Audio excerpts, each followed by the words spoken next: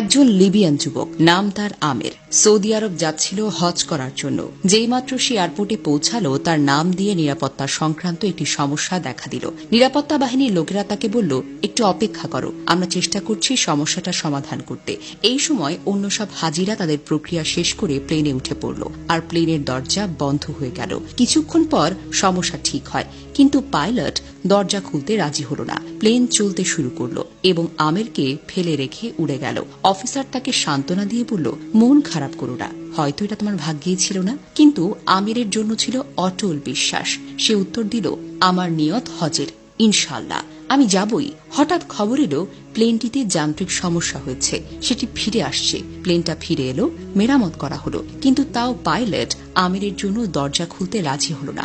Officer আবার বলল, হয়তো তোমার ভাগ্যে নেই। কিন্তু আমির ছিল দৃঢ় প্রতিজ্ঞ, স্থির ও দৃঢ়চেতা। সে বলল, আমার নিয়ত হজের, ইনশাল্লাহ আমি যাবই যাব। প্লেন আবার উড়ে গেল।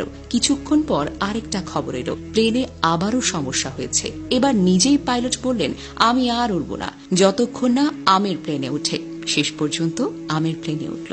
সৌদি এয়ারপোর্ট থেকে সে একটি ভিডিও করল। তার আনন্দ ছিল বর্ণনার বাহিরে। এই ঘটনা আমাদের কি শেখায় জানেন? নিয়ত যদি হয় খাঁটি আর ঈমান যদি হয় পর্বতের মতো অটল, তাহলে আল্লাহ এমন দরজা খুলে দেন যা মানুষ কল্পনাও করতে পারে না। আমিরের মতো একজন সাধারণ যুবক, যার নামের কারণে প্লেনে ওঠা আটকে যায়, যে 3 বার অপমান, ব্যর্থতা আর প্রত্যাখ্যানের পরেও বলে, আমার নিয়ত হজের, ইনশাল্লাহ আমি যাবই যাব, তাহলে এটা কেবল কথা নয়, এটা হলো ঈমানের ঘোষণা। আল্লাহ বারবার প্লেনের গতি থামিয়েছেন, পরিস্থিতি উল্টে দিয়েছেন, শুধু একজন বান্দার অটল নিয়তের কারণে।